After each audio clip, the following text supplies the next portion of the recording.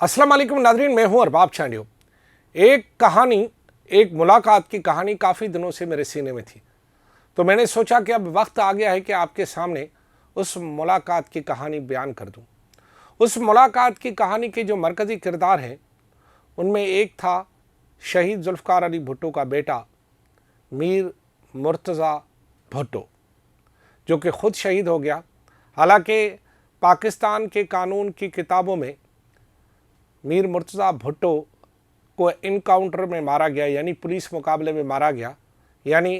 Police से मुकाबले में मारा गया। वज़ीर आज़म बहन हो और भाई को उसके घर के सामने ही पुलिस मुकाबले में मारा जाए, क्या बात है। ये भी एक बहुत बड़ी दर्दनाक कहानी कभी बयान करूँगा, लेकिन मैं उस मुलाकात का ज़िक्र करना चाहता हूँ जो कि शहादत से पहले तकरीबन 10 या 1 हफ़्ता पहले मीर मुर्तज़ा भुट्टो ने किसी से की थी। वो मुलाकात क्या थी और उस मुलाकात में कौन सी शख्सियत ने मुर्तज़ा भुट्टो को क्या कहा था। जी हाँ, मुलाकात के जो मरकज़ी किरदार हैं उनमें एक किरदार जो कि इस वक्त हयात है और अल्लाह उन्हें बड़ी ज़िंदगी दे, उनका नाम है पीर सबकतुल्लाह शाह राशदी, यानी हुरों के रूहानी पेशवा पीर साहब पगारा। पीर साहब पगारा जो हैं वो उस मुलाकात के मरकज़ी किरदार हैं। जो रावी भी अभी तक ज़िंदा है और रावी ये बता रहे हैं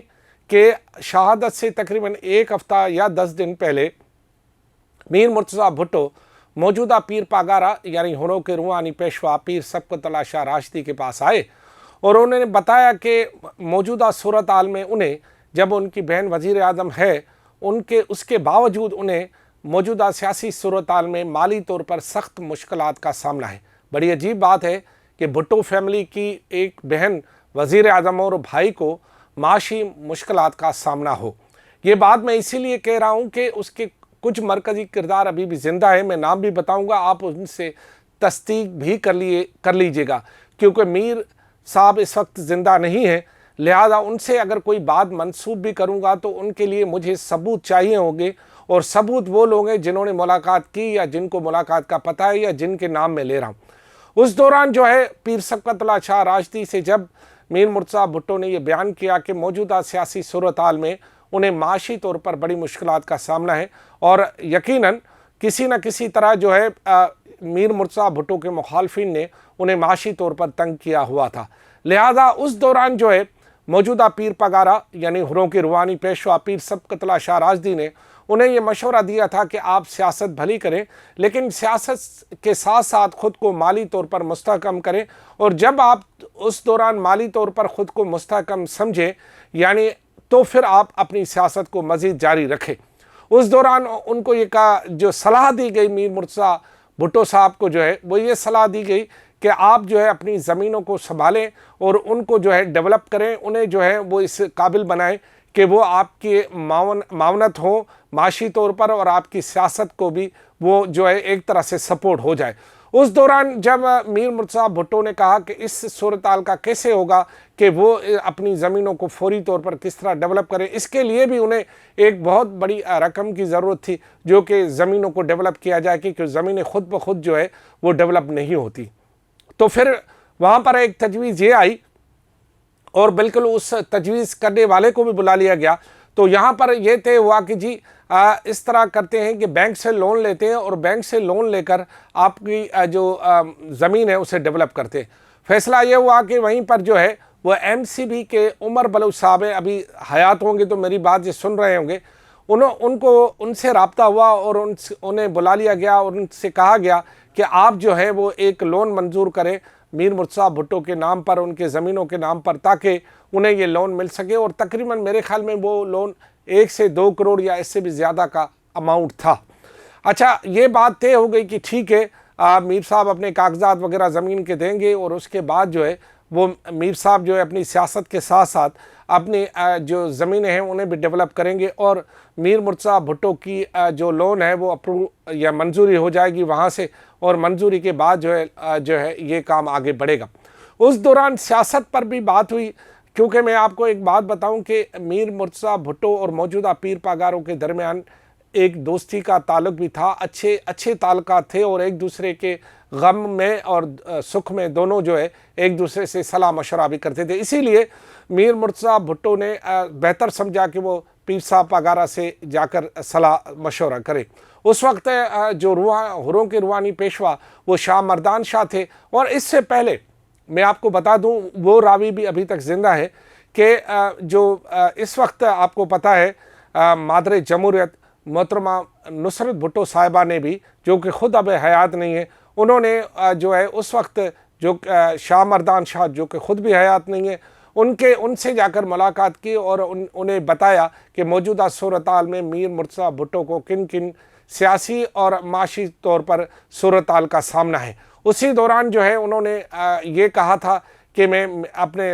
پیر سبقت اللہ سے کو کہتا ہوں کہ وہ ان سے جا کر میر صاحب ملے اور میر صاحب جا کر ملے اور معاملات کو کچھ طے کرتے ہیں. تو یہ ملاقات بھی انتہائی اہم ہوئی تھی. اس ملاقات کے تفصیلات اس لیے میں سامنے نہیں لا رہا ہوں کیونکہ دونوں حیات نہیں ہیں، اور اگر ان کے بارے میں کوئی میں بات کر دوں تو وہ بات جو ہے کوئی کسی کو بات کا کوئی بھی مطلب لے سکتا ہے. لہذا اسی لیے میں ان حیات جو کہ ایک سائڈ حیات لوگوں کی بات کر رہا ہوں جو کہ اس وقت ہیں. وہاں پر پھر طے یہ ہوا ملاقات میں مرتضیٰ بھٹو اور پیر صاحب پگارا کے درمیان کہ مرتضیٰ بھٹو اس بات پر ایگری ہو گئے کہ وہ سیاست کے ساتھ ساتھ اپنی زمینوں کو جا کر سنبھالیں گے اور زمینوں کو جا کر سنبھال کر وہ اپنے خود کو معاشی طور پر ڈیولپ کریں گے اور اس کے بعد سیاست کو بھی جاری رکھیں گے. لیکن سازشی عناصر نے کو شاید اس ملاقات کا پتہ چل گیا یا انہوں نے بھانپ لیا کہ میر مرتضیٰ بھٹو جو ہے وہ سیاست کے ساتھ ساتھ اب خود کو معاشی طور پر بھی اپنے پاؤں پر کھڑے کرنے کے لیے بھٹو اسٹیٹ یا جو ان کے ورثے میں زمین آئی تھی اسے ڈیولپ کر رہے ہیں. کیونکہ آپ کو بتائے کہ بھٹو اسٹیٹ پر کسی اور کی نظریں تھی اور آج ثابت ہو گیا کہ بھٹو اسٹیٹ جو ہے وہ اب بھٹو اسٹیٹ بھٹو والوں کی نہیں رہی، کسی اور کی رہی. یہ سازش اس وقت سے ہو رہی تھی کہ کسی طرح مرتضیٰ بھٹو کو معاشی طور پر کمزور کیا جائے. بہرحال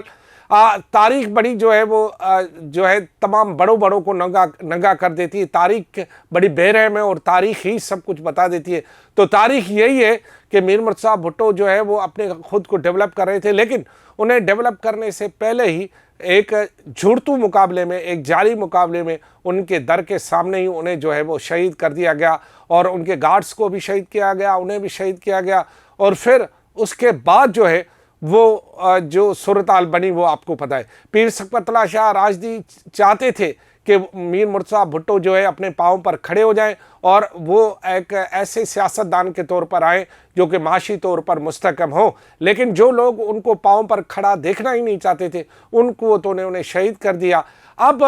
ایک اور بات میں کر دوں، اس کے بعد آخری بات کر کے میں اجازت چاہوں گا. ایک راوی ابھی تک زندہ ہے. جب میر مرتضیٰ بھٹو کو اسپتال میں لے جایا گیا اور وہاں پر جب ان کی شہادت ہوئی